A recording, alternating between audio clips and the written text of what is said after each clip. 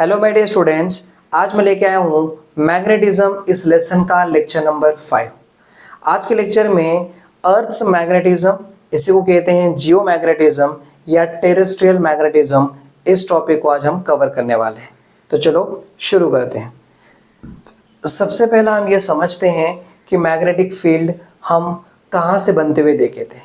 तो हमारे इससे पहले टॉपिक में देखा था कि हमारे पास एक बार मैग्नेट था।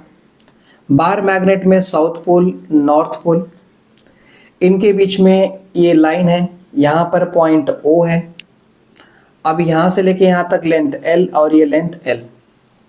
ये बार मैग्नेट की वजह से आसपास के एरिया में मैग्नेटिक फील्ड बन रहा था।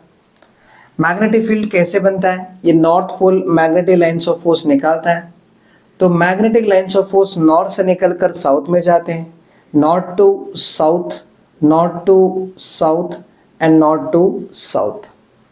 बाहर magnetic lines of force north से निकलकर साउथ पे जा रहे थे और बाहर मैग्नेट के अंदर साउथ से नॉर्थ की तरफ मैग्नेटिक लाइन्स ऑफ फोर्स जाते हैं। ये मैग्नेटिक लाइन्स ऑफ फोर्स जितने एरिया में फैले हुए हैं उतने एरिया में मैग्नेटिक फील्ड बनता है, यानी कि इस मैग्नेट का इफेक्ट रहता है। क्लियर है? नाउ ये दोनों पोल के ऊपर से अगर कोई लाइन पास होके जा रही है तो उसे कहते हैं magnetic axis. So this is the magnetic axis. Magnetic axis, magnetic axis को परपेंडिकुलर में रहते हुए सेंटर से कोई लाइन पास हो रही है तो इसे कहते थे magnetic equator. So this is magnetic equator. हमने देखा कि एक बार मैग्नेट की वजह से आसपास के एरिया में मैग्नेटिक फील्ड बनता है, मतलब एक मैग्नेटिक मटेरियल से मैग्नेटिक फील्ड क्रिएट होती है। ये बात पक्का हो गया। दूसरा, जब किसी वायर में करंट फ्लो होता है, मतलब करंट फ्लो हुआ, तो इस करंट के वजह से भी आसपास के एरिया में मैग्नेटिक फील्ड बनती है। और ये सच है। आप आगे जाके इस लेसन को पढ़ने वाले हो जहाँ पर हमें देखते हैं कि जब किसी वायर में करंट फ्लो होता है या करंट के वजह से मैग्नेटिक फील्ड कैसे बनती है वो हम देखते हैं। तो एक तो हो गया मैग्नेटिक मटेरियल से मैग्नेटिक फील्ड बनती है, दूसरा करंट के वजह से मैग्नेटिक फील्ड बनती है। ये बातें क्लियर हो गई, राइट? अब हमारे अर्थ के पास भी मैग्नेटिक फील्ड है और ये हम कैसे डिसाइड करते हैं? हम कई बार देखते हैं कि जैसे मैग्नेटिक नीडल यानी कि कंपास, आप कंपास का नीडल को देखो, हमेशा नॉर्थ साउथ डायरेक्शन में अलाइन हो जाता है। तो आप एक जगह पे रखे हो तो वहाँ पर कुछ और दिखाता है, कहीं और जगह लेके गए तो वहाँ पर थोड़ा डिफ्लेक्ट होके अलग दिखाता है। वो डिफ्लेक्ट हो रहा है मतलब ऑब्वियसली बात है अर्थ के सरफेस पे मैग्नेटिक फील्ड है, और सच में है, ये पक्का है। तो अभी हम ये देखेंगे कि अर्थ के सरफेस पे जो मैग्नेटिक फील्ड है उसका ओरिजिन कैसे हुआ और कहाँ पर है, कैसा होता है, वो ज़रा देख लेते हैं।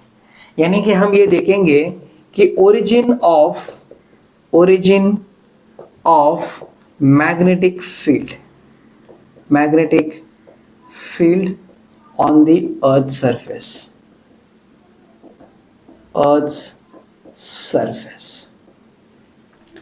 इसका ये है, देखो, इसकी पहले की थ्योरी ये बताती है, अर्लियर थ्योरी पहले की थ्योरी ये कहती है कि अगर ये अर्थ है तो अर्थ के अंदर बहुत बड़ा एक मैग्नेटिक मटेरियल है और उस मटेरियल की वजह से पूरे सरफेस पे मैग्नेटिक फील्ड बना हुआ है, ऐसे पहले की थ्योरी कहती थी। लेकिन ये थ्योरी कंट्रोवर्शियल इसलिए क्योंकि अर्थ के अंदर जो टेम्परेचर है वो बहुत ज़्यादा होता है, यानी कि हाई टेम्परेचर होता है, और हाई टेम्परेचर पे वो जो मटेरियल अगर कुछ रहेगा अंदर तो मटेरियल पिघल जाएगा, यानी कि मोल्टन फॉर्म में हो जाएगा। और वो मटेरियल अगर मोल्टन फॉर्म में हो जा रहा है तो फिर वो कैसे मैग्नेटिक फील्ड बनाएगी? और हाई टेम्परेचर पे कोई भी मटेरियल मैग्नेटिक फील्ड नहीं क्रिएट करेगा, राइट? तो ये थ्योरी क्या हो गई, आगे जाके फ्लॉप हो गई, दिस इज फेल। बाद में जो अभी की थ्योरी यानी कि प्रेजेंट थ्योरी, अब मैं कैसे कहाँ ये सारी भाषण नहीं झाड़ूंगा, सीधा मुद्दे की बात करूंगा। प्रेजेंट थ्योरी ये बताती है कि हमारे अर्थ के अंदर आयरन और कोबाल्ट भरा पड़ा हुआ है। आयरन और कोबाल्ट बहुत है। ये जो आयरन और कोबाल्ट है ये अंदर अर्थ के अंदर मैक्सिमम टेम्परेचर के कारण ये पिघल जाते हैं, यानी कि ये पूरा का पूरा मोल्टन फॉर्म में आ जाते हैं। मोल्टन फॉर्म, ठीक, मतलब पूरा पिघल गया है। पिघल गया मतलब ऑलमोस्ट लिक्विड स्टेट में आ गया, जेली टाइप का लिक्विड स्टेट में ये अभी है। अब आयरन कोबाल्ट मतलब ऑब्वियसली एलिमेंट है, यानी कि एटम्स है। तो एटम्स के अंदर प्रोटॉन, न्यूट्रॉन, इलेक्ट्रॉन ये चार्जेस होते हैं, यानी कि ये पूरा पिघल गया मतलब पूरा चार्ज पार्टिकल भरे पड़े हुए हैं, यानी कि लिक्विड स्टेट में चार्ज पार्टिकल तैर रहे, घूम रहे, राइट। अब ये अर्थ अपनी एक्सिस ऑफ रोटेशन के अराउंड में अर्थ क्या करती है, रोटेशन करती है, यानी कि रोटेशनल मोशन परफॉर्म करती है। अर्थ रोटेट होती है। अर्थ जब रोटेट होती है तो उसके अंदर के जो चार्ज पार्टिकल्स हैं वो भी क्या करेंगे, मूव करेंगे।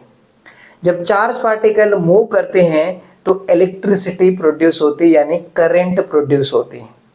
हमने यही तो देखा है, जब चार्ज मूव करते हैं तभी करंट बनता है। तो यहाँ पर क्या बन रहा है, करंट बन रहा है। इस करंट से क्या बनेगा, मैग्नेटिक फील्ड बनेगा। हमने यही पढ़ा था ना, करंट की वजह से बन रहा है मैग्नेटिक फील्ड। तो इस करंट की वजह से क्या बनेगा, मैग्नेटिक फील्ड बनेगा। तो अर्थ के पास मैग्नेटिक फील्ड कैसे बना ये हमने देख लिया। अब एक बात तो पक्का हो गया कि भाई अर्थ के पास मैग्नेटिक फील्ड है, ये पक्का हो गया। तो अभी हम ये देखते हैं कि अर्थ का जो मैग्नेटिक फील्ड है वो कैसा है और किस तरह उसका लोकेशन है, क्या क्या टर्म्स है, वो सारी बातें अभी हम पढ़ेंगे। तो ठीक है, मैं इसको भी निकाल लेता हूं और हम पढ़ेंगे जियोमैग्नेटिज्म, यानी कि अर्थ मैग्नेटिज्म को समझते हैं। तो मैं इसे निकाल देता हूं। देखो, टॉपिक का नाम है जियोमैग्नेटिज्म। जियोमैग्नेटिज्म या फिर इसी को कहते हैं अर्थ मैग्नेटिज्म। अर्थ मैग्नेटिज्म या फिर इसी को कहते हैं टेरेस्ट्रियल मैग्नेटिज्म, ये कहते हैं, ठीक है। देखो अभी ये अर्थ है और अर्थ का ये एक्सिस ऑफ रोटेशन है। This is the axis of rotation, ठीक है, ये एक्सिस ऑफ रोटेशन है। एक बात तो पक्का हो गया कि अर्थ के पास मैग्नेटिक फील्ड है। तो मैग्नेटिक फील्ड है तो उसके मैग्नेटिक लाइंस ऑफ फोर्स भी होगा। तो अर्थ का मैग्नेटिक लाइंस ऑफ फोर्स कैसे एक्ट करते हैं जरा वो देख लीजिए। इसके मैग्नेटिक लाइंस ऑफ फोर्स को हमने कुछ ऐसे ऑब्जर्व किए, ऐसे जा रहे थे, इस तरह यहाँ पर आ रहा था, मतलब मैग्नेटिक लाइंस ऑफ फोर्स का मूवमेंट कुछ इस तरह था, राइट। तो ये है मैग्नेटिक लाइंस ऑफ फोर्स इस तरह मूव कर रहे थे।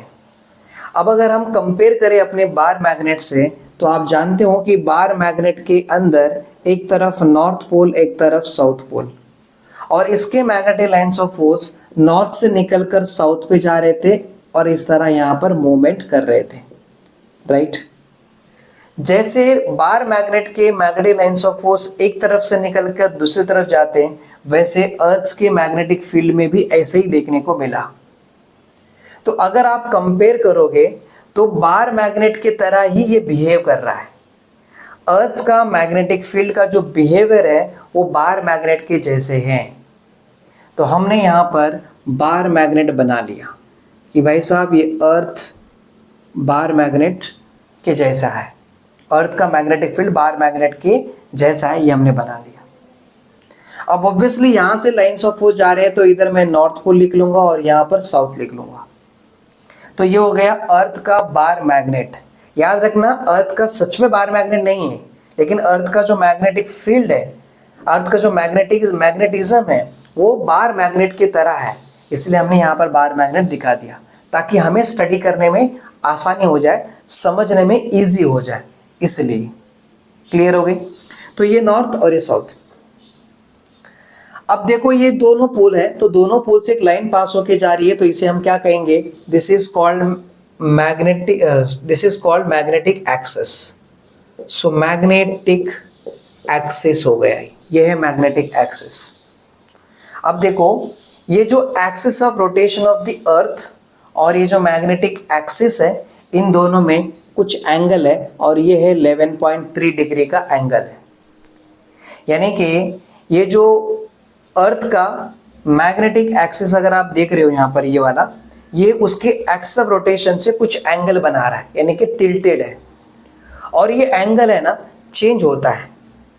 अभी ये कहा जाता है कि 171 टाइम्स ऐसा देखा गया है रिवर्स होते हुए, समझा क्या? और ये लाखों साल के बाद क्या होगा, ये चेंज हो सकता है। बट प्रेजेंट में अब इनके बीच का जो एंगल है वो 11.3 डिग्री का है, ये आप याद रखना। क्लियर हो गई? अब हम क्या करेंगे, जो भी यहाँ पर हम पढ़ने वाले बहुत सारे टर्म्स है, एक एक करके इसके ऊपर हम डिस्कस करते हैं। तो मैं यहाँ निकाल लेता हूँ अपना अर्थ, दिस इज अर्थ, और मैं इसको हटा देता हूँ, ठीक है। ये अपना यहाँ पर क्या है, एक्सिस ऑफ रोटेशन है, यानी कि अर्थ का एक्सिस ऑफ रोटेशन है, लेकिन इसे अब हम कहेंगे जियोग्राफिकल एक्सिस कहेंगे। So now it is called geographical axis. ये जियोग्राफिकल एक्सिस है, ठीक है। उसके बाद देखो हम यहाँ पर क्या करते हैं कि इधर अपना वो जो बार मैग्नेट था,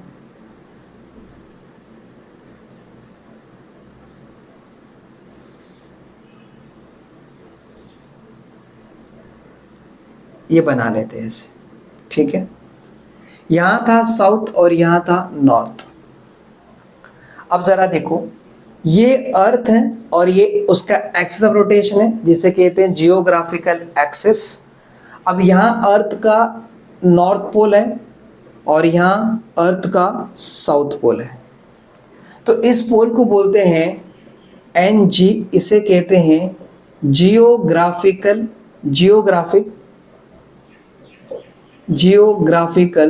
नॉर्थ पोल कहते हैं। अर्थ का ये साउथ पोल है, तो इसे कहेंगे यहाँ पर जियोग्राफिकल साउथ पोल कहते हैं इसको, ठीक है। क्योंकि ये जो नॉर्थ पोल और साउथ पोल है ये अलोंग दी जियोग्राफिकल एक्सिस पे है, इसलिए यहाँ पर इसको इस geographical north pole, geographical south pole कहा जाता है। क्लियर है? अब आपको पता है कि यहां से देखो एक लाइन पास होके गई, इसे कहते हैं मैग्नेटिक एक्सिस। तो ये जो है ये है मैग्नेटिक एक्सिस हो गया, राइट। अब यहां पर अर्थ का पोल होगा, तो इस पोल को हम बोलेंगे NM और ये वाले पोल को बोलेंगे SM, क्योंकि ये अर्थ का ही पोल है, राइट, लेकिन अलोंग दी मैग्नेटिक एक्सिस पे दिख रहे हैं, इसलिए यहां पर मैग्नेटिक नॉर्थ पोल और मैग्नेटिक साउथ पोल।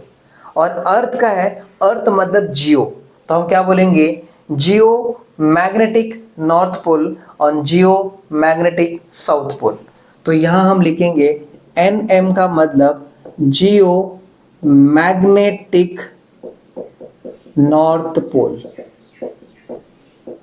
और इसको लिखेंगे SM का मतलब जियो मैग्नेटिक साउथ पोल। ये हो गया, समझ में आ गई इतनी बात? यहां तक कोई दिक्कत नहीं है? क्लियर है? अब देखो, ये जो जियोग्राफिकल एक्सिस है उसको परपेंडिकुलरली एक लाइन निकाल रहा हूं, यहां से पास होती हुई जा रही, इसे कहते हैं जियोग्राफिकल इक्वेटर। जियोग्राफिकल इक्वेटर, ठीक है, या इसको जियोग्राफिक इक्वेटर भी कहते हैं। जियोग्राफिकल नहीं, जियोग्राफिक इक्वेटर कहा तो भी चलेगा। समझा क्या? लिख दो कैसे, जियोग्राफिक इक्वेटर। समझा? यहां तक हो गई। अब याद रखना ये लाइन नहीं है, एक्चुअल में क्या है, अगर मैं यहाँ ये अर्थ निकालू समझो, और ये ऐसे जियोग्राफिकल एक्सिस है, तो ये है ना ऐसे एक सर्कुलर है, सर्कुलर मतलब ऐसे सर्कल है, ऐसे।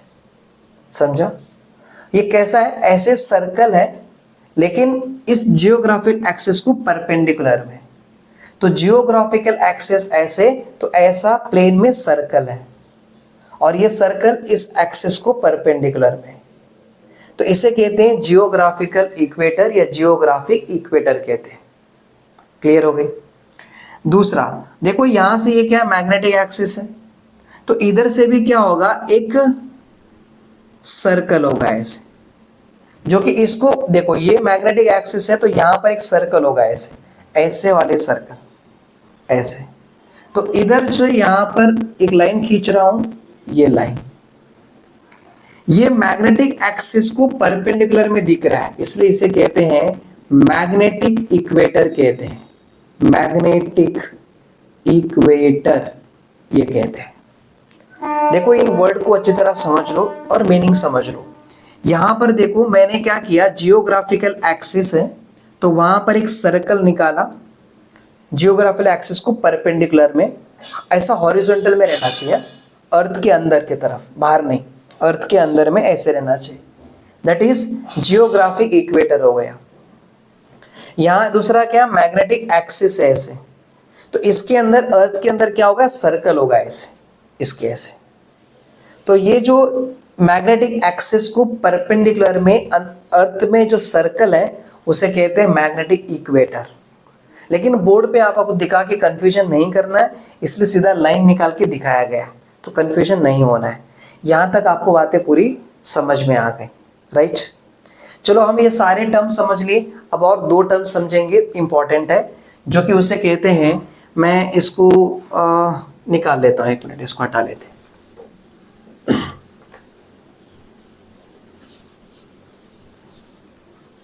देखो यहां पर दो टर्म है, एक है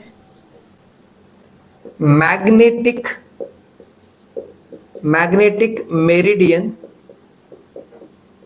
और दूसरा है जियोग्राफिक मेरिडियन कहते हैं। ये दो टर्म है। देखो एक बात याद रखो, मेरिडियन का मतलब होता है plane, this is a plane. Meridian मतलब क्या हो गया, प्लेन हो गया। तो नाम से पता चल रहा है कि मैग्नेटिक प्लेन होना चाहिए, जियोग्राफिक प्लेन होना चाहिए।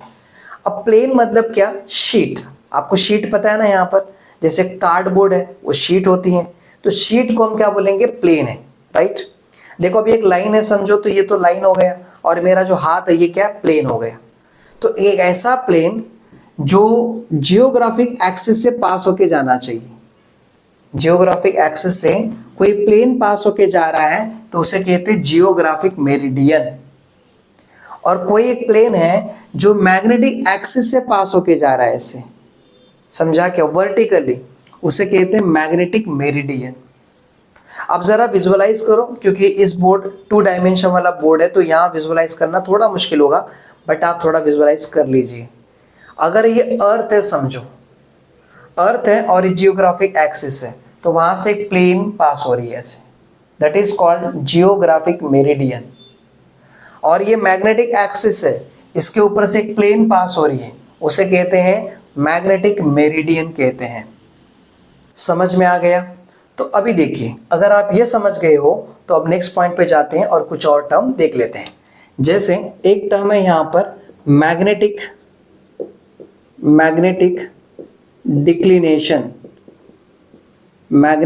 डिक्लिनेशन, या इसको हम बोलते हैं एंगल ऑफ डिक्लिनेशन भी कहते हैं, एंगल ऑफ डिक्लिनेशन कहते हैं, ठीक है। और इसको है ना कुछ जगहों पे थीटा से दिखाते हैं और कुछ जगहों पे अल्फा से भी दिखाते हैं। तो आप थीटा से रिप्रेजेंट करो या अल्फा से रिप्रेजेंट करो, जैसे एनसीईआरटी वो थीटा से बता देती हैं, हमारे बुक्स में यहाँ पर कुछ अल्फा से बताया है तो हम अल्फा से ले सकते हैं या थीटा से भी ले सकते हैं, ठीक है। दूसरा जो पॉइंट हम पढ़ने वाले हैं वो है यहाँ पर एंगल ऑफ डिप, या फिर इसे वो कहते हैं, या एंगल ऑफ, या इसी को नहीं, दूसरा एंगल ऑफ इंक्लिनेशन कहते हैं।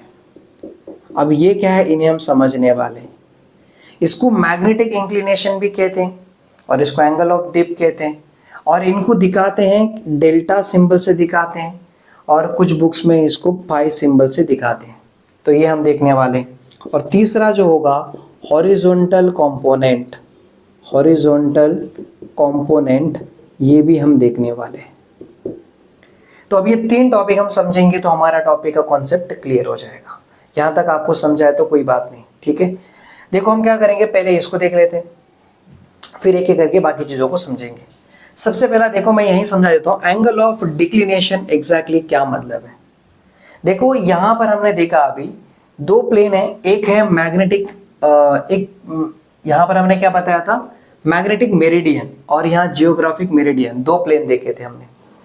तो मैग्नेटिक मेरिडियन और जियोग्राफिक मेरिडियन के बीच में जो एंगल बनता है उसे कहते हैं एंगल ऑफ डिक्लिनेशन। समझ में आ रही है। देखो अभी हमने क्या कहा था, ये जो जियोग्राफिक मेरिडियन का मतलब ये है कि जियोग्राफिक एक्सिस से एक प्लेन पास होना चाहिए, है ना।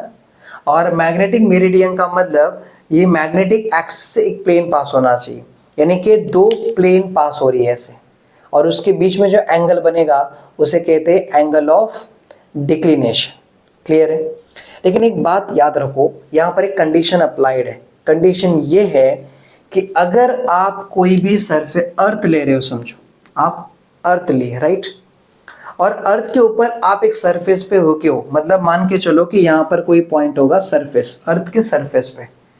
अब थोड़ा विजुअलाइज करो, क्योंकि ये 2 डायमेंशन वाला बोर्ड है तो यहाँ पर इमेजिन करना थोड़ा मुश्किल है, बट जरा इमेजिन कीजिएगा। देखो अर्थ है, अर्थ के सरफेस पे कोई एक पर्सन है या कोई एक ऑब्जेक्ट है, समझो, या एक पॉइंट ले लिया मैंने, लेट्स से एक पॉइंट है यहाँ पर ये वाला।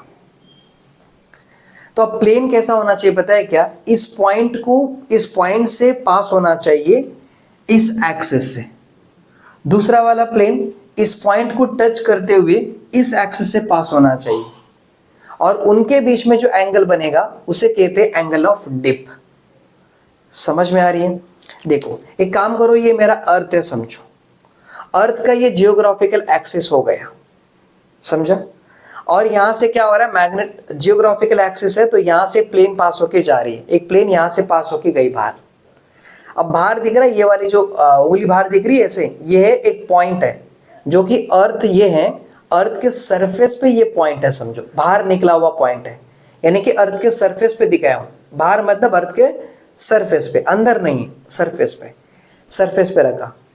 अब ये जियोग्राफिक एक्सिस है तो यहां से प्लेन पास होना चाहिए, और वो प्लेन इस पॉइंट को टच करती हुई जानी चाहिए, समझे क्या। और दूसरा एक मैग्नेटिक एक्सिस, यहाँ का ही मैग्नेटिक एक्सिस होगा, इधर से इधर एक प्लेन है जो मैग्नेटिक एक्सिस से इस पॉइंट को टच करती हुई जानी चाहिए। तो वो दोनों प्लेन के बीच में जो एंगल बनेगा उसे कहते हैं एंगल ऑफ डिक्लिनेशन कहते हैं। समझ में आ रही है, पक्का समझ में आ रही है ना, इमेजिनेशन हो रहा है। जैसे मैं एक काम करता हूँ यहाँ पर, अब एक बता देता हूँ, चलो यहाँ पर कैसे रहेंगे, 2 प्लेन होना चाहिए, राइट। तो मैं यहाँ पर 2 प्लेन दिखा देता हूँ आपको।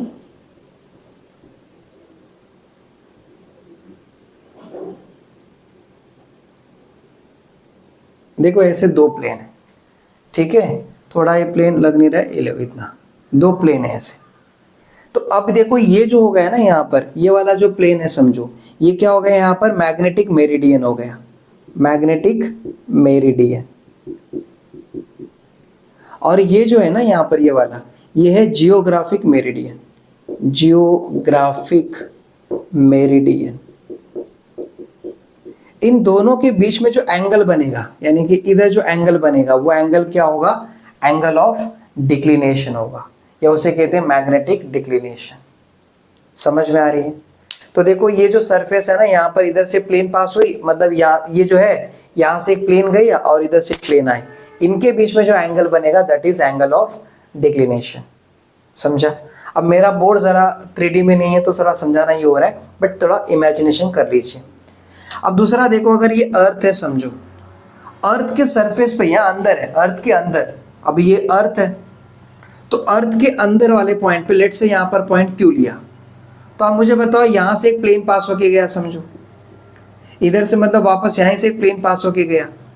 कैसा होगा कि अर्थ के सरफेस पे ही अगर एक पॉइंट होगा ना, तो प्लेन ऐसे गया है ना, मतलब एक प्लेन यहाँ से गया, दूसरा वाला प्लेन भी उसी में जाएगा, तो तभी जो एंगल बनेगा वो क्या हो जाएगा, 0 हो जाएगा, तभी जो थीटा क्या हो जाएगा, 0 डिग्री। ये एंगल कब बनता है, जब जो पॉइंट है वो अर्थ के सरफेस पे होना चाहिए, तब एंगल ऑफ डिक्लिनेशन कुछ ना कुछ रहेगा। लेकिन अगर कोई पॉइंट है वो अर्थ के अंदर ही है समझो, तो प्लेन भी अंदर से पास होके जा रही है और पॉइंट दोनों भी प्लेन एक ही जगह से पास होके जा रही है। ऐसे देखो ये यहाँ से मतलब ये इधर से और ये इधर से एक ही लाइन पे होगी, तभी जो एंगल बनेगा तभी जीरो हो जाएगा। लेकिन अगर कोई पॉइंट सरफेस पे है, अर्थ के सरफेस पे है, और तभी जो एंगल ऑफ डिक्लिनेशन बनेगा वो कुछ ना कुछ एंगल बनेगा। ऐसे समझ में आ गया? थोड़ा अगर मुश्किल हुआ तो देखो, क्योंकि यहाँ बोर्ड में जरा ये हो रही है, but I think you will understand it. यहाँ तक समझ गए होंगे, राइट? अब ये पढ़ेंगे एंगल ऑफ डिप या एंगल ऑफ इंक्लिनेशन क्या होता है, और ये दो इंपॉर्टेंट कंपोनेंट है, इसको समझते हैं। तो मैं इसको हटा देता हूं।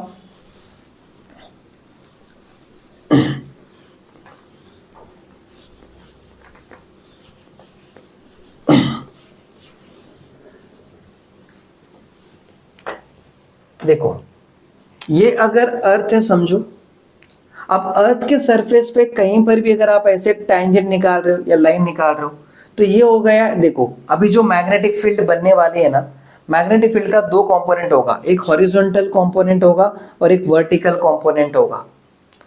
तो अभी बस ये लाइन याद रखो कि ये अर्थ है और अर्थ के सरफेस पे आपने लाइन खींचा, ये सारे लाइन जो दिख रहा है ये सब हॉरिजॉन्टल कंपोनेंट है। क्या है? हॉरिजॉन्टल है, मतलब अर्थ के सरफेस को पैरेलल में जो रहता है वो हॉरिजॉन्टल है। अब हॉरिजॉन्टल के ऊपर एक लाइन खींचा मैंने, ये है वर्टिकल। अब ये बाहर जा रहा है तो ये अब वर्टिकल अपवर्ड है, यानी कि बाहर की तरफ है, और ये सेंटर की तरफ आ रहा है, ये अर्थ का सेंटर है, सेंटर की तरफ आ रहा है तो ये वर्टिकल डाउनवर्ड है। तो दिस इज वर्टिकल अपवर्ड, और ये जो है ये है वर्टिकल डाउनवर्ड, ये अंदर की तरफ है। तो यानी कि हम दो कंपोनेंट पढ़ने वाले, हॉरिजॉन्टल और वर्टिकल।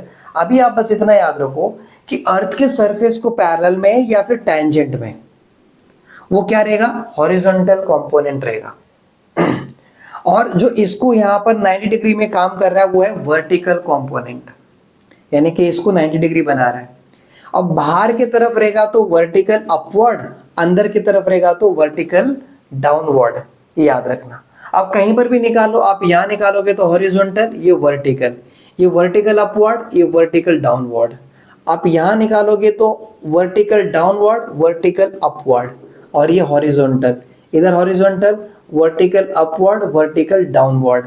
ये बस इतना याद रखो आप, क्योंकि अभी आपको मैं एंगल ऑफ डिप पढ़ाने जा रहा हूँ, एंगल ऑफ इंक्लिनेशन समझने वाले, तो उसके लिए आपको ये समझना जरूरी है। यहाँ तक समझ में आ गया?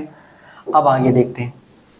देखो हमने जो अर्थ देखे, यानी कि अर्थ का मैग्नेटिक फील्ड, यहाँ क्या हो रहा था, ये अगर अर्थ है समझो, और आपको पता है कि जियोग्राफिकल एक्सिस हो गया। अब मैग्नेटिक, यहाँ पर देखो ये मैग्नेटिक एक्सिस हो गया, तो मैग्नेटिक लाइन्स ऑफ फोर्स कहाँ से कहाँ पर जा रहा था? नॉर्थ टू साउथ, और नॉर्थ टू साउथ ऐसे जा रहा था, मतलब इस तरफ ऐसे जा रहे थे, राइट? अब जरा देखो मैग्नेटिक लाइन्स ऑफ फोर्स इस तरफ जा रहे हैं ऐसे, यानी कि यहां पर जो लाइन निकालोगे, देखो सरफेस को कैसे, ये पैरेलल में, तो ये हॉरिजॉन्टल कंपोनेंट हो जाएगा। देखो यहां पर ये सरफेस को ऐसा है तो ये क्या रहेगा? पैरेलल में, देखो ऐसे जा रहे हैं, यानी कि इधर की जो लाइन है वो इस अर्थ के सरफेस को पैरेलल में है, तो ये हॉरिजॉन्टल कंपोनेंट हो जाएगा। ये मैग्नेटिक फील्ड का हॉरिजॉन्टल कंपोनेंट है।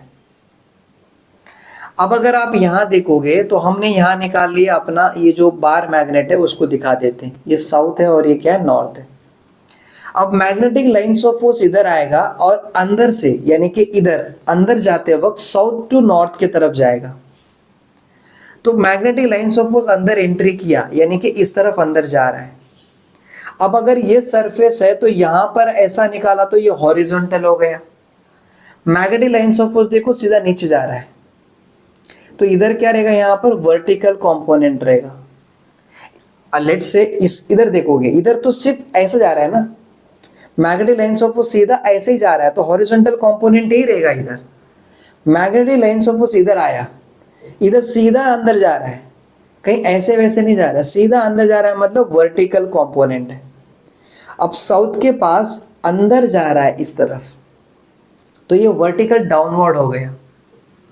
अब आपको याद है यहां पर जो अर्थ का पोल है, कौन सा पोल है? नॉर्थ पोल है, और यहाँ पर कौन सा पोल है, साउथ पोल है। हमने क्या कहा था, जियोग्राफिक नॉर्थ पोल के पास में जो पोल अर्थ का बना है इधर, ये भी क्या है, नॉर्थ ही है, लेकिन ये मैग्नेटिक के लिए, क्योंकि मैग्नेटिक एक्सिस के पास है। तो देखो ये अपना नॉर्थ पोल है और यहाँ पर क्या है, साउथ पोल है अर्थ का क्या, लेकिन मैग्नेट का ये साउथ है, मैग्नेट का ये नॉर्थ है, बार मैग्नेट का। तो इधर देखो वर्टिकली डाउनवर्ड की तरफ जा रहा है मैग्नेटिक फील्ड, और इधर वर्टिकली रहेगा। जब यहां से बाहर निकलेगा तो इधर भी क्या रहेगा, सीधा रहेगा, तो इधर भी वर्टिकल कंपोनेंट ही रहेगा।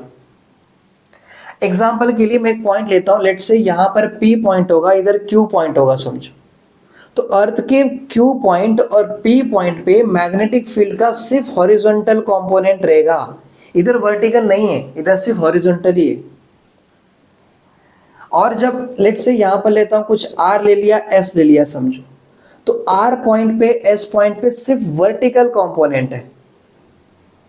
देखो यहां पर ऐसे गया, कितना एंगल बना रहा होगा, अभी वर्टिकल कंपोनेंट है ना, तो ऐसे वर्टिकल है, कितना 90 डिग्री बना रहा है सीधा नीचे की तरफ, वापस यहां पर सीधा ऊपर गया 270 डिग्री बना रहा है। यानी कि इस पॉइंट पे सिर्फ वर्टिकल कंपोनेंट्स होंगे, इस पॉइंट पे सिर्फ हॉरिजॉन्टल कंपोनेंट्स होंगे, लेकिन बीच में कोई और पॉइंट होगा समझो, यहां पर कहीं ये वाला पॉइंट ले लिया, तो इधर कैसे बनेंगे, दो कंपोनेंट बनेंगे।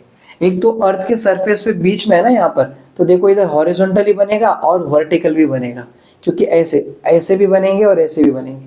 तो यहाँ पर कोई पॉइंट है, इसका हॉरिजॉन्टल और इसका वर्टिकल, दो कंपोनेंट बनेंगे। दिस इज हॉरिजॉन्टल और दिस इज वर्टिकल। तो इन दोनों का रिजल्टेंट कंपोनेंट कहीं यहाँ होगा, this is resultant magnetic field. तो एक बात याद रखो, जब इन पोल्स के ऊपर आ जाएंगे, यहाँ पर सिर्फ वर्टिकल कंपोनेंट्स ही रहेंगे, और बाकी जो ऐसे प्लेन यानी कि इक्वेटर, देखो हम अर्थ का क्या लिया, इक्वेटर, ये मैग्नेटिक इक्वेटर था। मैग्नेटिक इक्वेटर के सरफेस पे अगर आप देखोगे ना यहाँ पर, तो सिर्फ हॉरिजॉन्टल कंपोनेंट होंगे। इक्वेटर के यहाँ पर सिर्फ हॉरिजॉन्टल कंपोनेंट, और ये पोल के यहाँ पर वर्टिकल कंपोनेंट। इनको छोड़ के बाकी जगहों पे अगर आप देखोगे तो उधर दो कंपोनेंट काम कर रहा है, यहाँ पर हॉरिजॉन्टल और वर्टिकल। तो रिजल्ट क्या होगा, यहाँ कहीं होगा। समझ में आ रहा है? देखो अब ये क्या है, यहाँ पर ये आउटवर्ड है। अब अर्थ का सरफेस कैसे देखोगे, आउटवर्ड मतलब बाहर की तरफ निकला हुआ है। तो समझा क्या, यहाँ पर ये क्या बाहर की तरफ, मतलब ऐसा बाहर निकल गया, ये बाहर निकल गया, तो ये कंपोनेंट रिजल्टेंट कंपोनेंट है, इसका वर्टिकल और इसका हॉरिजॉन्टल। डायग्राम में आपको ऐसा दिख रहा है नीचे की तरफ, ये बाहर निकल गया आउटसाइड, तो ये वर्टिकल और ये हॉरिजॉन्टल। तो इधर हॉरिजॉन्टल कंपोनेंट बना, इधर वर्टिकल कंपोनेंट बना। इधर कैसा है, ये ऐसा आ रहा है, देखो ये horizontal component of the magnetic field और ये vertical component of the magnetic field. अब देखो जो हॉरिजॉन्टल के साथ ही एंगल बनता है, क्या वर्टिकल के साथ नहीं बनेगा। तो यहां पर एंगल बना, ये जो एंगल है इसको बोलते हैं एंगल ऑफ डिप, क्योंकि ये ऐसे बन रहा है नीचे डाउनवर्ड की तरफ, डाउनवर्ड की वजह से बना हुआ है, इसलिए एंगल ऑफ डिप। ये अपवर्ड है, देखो बाहर जा रहा है ना, ये से यहाँ से कैसे जाएंगे, अगर इधर कहीं बनेगा समझो यहाँ पर, राइट, तो ये हॉरिजॉन्टल होगा, और यहाँ पर इसका वर्टिकल बाहर जा रहा है ना, तो यहाँ पर वर्टिकल बाहर गया, तो रिजल्टेंट कहीं यहाँ होगा। तो ये अंदर की तरफ ऐसे समझो, ये हॉरिजॉन्टल है और ये वर्टिकल है, तो यहाँ पर कहीं बन रहा होगा ऐसे। क्लियर हो रही है आपको मेरी बात, कोई दिक्कत नहीं ना। तो यहाँ इस तरह बनेगा। देखो अभी ये हॉरिजॉन्टल कंपोनेंट है और रिजल्टेंट कंपोनेंट है, इसके बीच में एंगल बना, और ये जो एंगल बनेगा इसको बोलते हैं एंगल ऑफ इंक्लिनेशन, क्योंकि ये आउटवर्ड की तरफ बन रहा है, यानी कि अपवर्ड की तरफ। तो ये क्या है, angle of inclination, angle of inclination. और यहां पर क्या है, angle of dip, angle of dip बन गया। यहां तक आने क्लियर है? देखो मैंने पहले बताया कि अगर आप इक्वेटर ले, तो अर्थ का इक्वेटर ले लो आप, बस अर्थ के इक्वेटर पे, यानी कि अर्थ का इक्वेटर ऐसा होता है ना, तो उसमें जो मैग्नेटिक फील्ड बनेगा वो हॉरिजॉन्टल कंपोनेंट बनेंगे। इधर क्या बनेगा, हॉरिजॉन्टल कंपोनेंट। इधर जो बनेंगे यहाँ पर, इधर क्या वर्टिकल कंपोनेंट बनेगा सिर्फ इन जगहों पे। बाकी किसी भी जगह पे अगर आप लेते हो, देखो यहाँ पर क्या बनेगा, वर्टिकल कंपोनेंट, इधर वर्टिकल कंपोनेंट। सिर्फ इन जगहों पे। लेकिन अगर आप यहाँ ले रहे हो कहीं पर इधर, तो इधर क्या रहेगा, हॉरिजॉन्टल भी रहेगा और वर्टिकल भी रहेगा, यानी कि रिजल्टेंट कहीं इधर आएगा। और एक बात याद रखो, अपना जो इक्वेटर है ना, इक्वेटर के ऊपर जो बनेगा वो एंगल ऑफ डिप बनेगा, और इक्वेटर के जो नीचे वो बनेगा एंगल ऑफ इंक्लिनेशन बनेगा। अगर कोई देश यहाँ पर इस तरफ है तो उनके यहाँ पर एंगल ऑफ इंक्लिनेशन बन रहा है, कोई देश यहाँ पर है तो उसका एंगल ऑफ डिप बन रहा है, उस देश में जो मैग्नेटिक फील्ड है वो एंगल ऑफ डिप बना रहा है, और यहाँ पर जो है वो एंगल ऑफ इंक्लिनेशन। ऐसे आपको समझनी है। समझ में आ गया? ठीक है, तो मैं इसको भी निकाल लेता हूं। अभी जो मैंने कंपोनेंट पढ़ा है उसके बारे में बात कर लेते हैं। तो देखो, यहां हॉरिजॉन्टल कंपोनेंट हो गया, ये वर्टिकल कंपोनेंट है, दिस इज हॉरिजॉन्टल, तो रिजल्टेंट कहीं यहां होगा, ये रिजल्टेंट कंपोनेंट है ना, इसको हमने एंगल ऑफ डिप कह दिया। या फिर अगर हम ऐसे लेंगे, देखो ये वर्टिकल कंपोनेंट और ये हॉरिजॉन्टल कंपोनेंट, ये वर्टिकल, ये हॉरिजॉन्टल, और ये क्या है, मैग्नेटिक फील्ड। यहाँ पर एंगल क्या बन रहा है, ये हॉरिजॉन्टल कंपोनेंट है, वर्टिकल है, ये एंगल ऑफ इंक्लिनेशन है। तो इसे अभी हम यहाँ पर कुछ निकाल लेते हैं। यहाँ से एक लाइन ड्रॉ किया है, इसे इधर ड्रॉ कर दिया, तो ये BV है, तो यहाँ पर BV हो जाएगा। तो यहाँ से अगर आप कॉस डेल्टा लोगे, समझो, तो कॉस डेल्टा क्या हो जाएगा, कॉस है तो एडजेसेंट अपॉन हाइपोटेनियस, एडजेसेंट ये और हाइपोटेनियस कौन है, B है, तो यहाँ BH अपॉन B हो जाएगा। इसे क्रॉस मल्टीप्लाई करोगे तो क्या होगा, B कॉस डेल्टा हो जाएगा, है ना। अगर आप यहाँ से साइन डेल्टा लोगे तो sine delta is equal to, देखो ऑपोजिट अपॉन हाइपोटेनस, ऑपोजिट क्या है, ये BV हो जाएगा, इसको पैरेलल में निकाला ना मैंने इसको ऐसे, तो ये BV, तो यहाँ हो जाएगा BV अपॉन हाइपोटेनस क्या होगा, B, तो यहाँ देखो BV is equal to cross multiply किया B साइन डेल्टा हो गया, तो ये इधर आ गया। अब क्या करेंगे, देखो यहाँ पर हम दोनों का, यानी कि ये अपॉन ये करेंगे, B साइन डेल्टा, उसका आंसर क्या है, BV है, अपॉन B कॉस डेल्टा, इसका आंसर क्या है, BH है, तो इन दोनों को निकाल दिया तो क्या आएगा, tan डेल्टा आ गया, तो BV अपॉन BH हो गया।